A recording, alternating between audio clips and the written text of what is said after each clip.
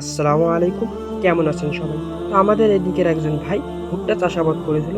তো উনিই মূলত আজকে গাড়ি নিয়ে এসেছেন ভুট্টাগুলো ভাঙানোর জন্য। যেহেতু আমাদের এদিকে ভুট্টা চাষাবাদ করা হয় না, এইজন্যই মূলত এর আগে পরে এই গাড়ি কখনোই আমাদের এদিকে আসেনি। তো গাড়ি এনে তাদের আঙিনায় রাখার পরপরই স্টার্ট দিয়েই শুরু করা হয় ভুট্টা ভাঙানোর কাজ।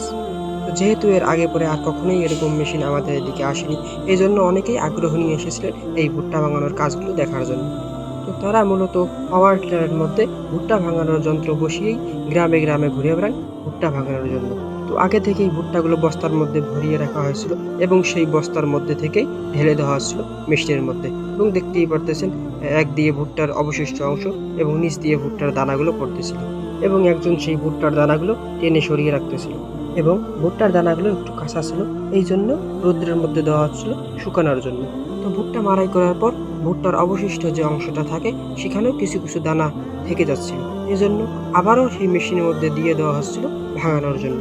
তো এইবার যেই জমিতে তিনি ভুট্টা চাষাবাদ করেছেন, প্রত্যেকবার সেই জমিতে তিনি ধান চাষাবাদ করতেন, কিন্তু এবার পরীক্ষামূলকভাবে তিনি এই জমিতে ভুট্টা চাষাবাদ করেন। তো ওনাকে আমরা জিজ্ঞেস করেছিলাম যে ধানের পরিবর্তে ভুট্টা চাষ করলেন, তো ভুট্টায় আপনারা কেমন লাভের আশা করতেছেন? তো ওই ভাই আমাদেরকে বললেন তিনি ধানের থেকেও ভালো ফলন এই ভুট্টার মধ্যে পেয়েছেন।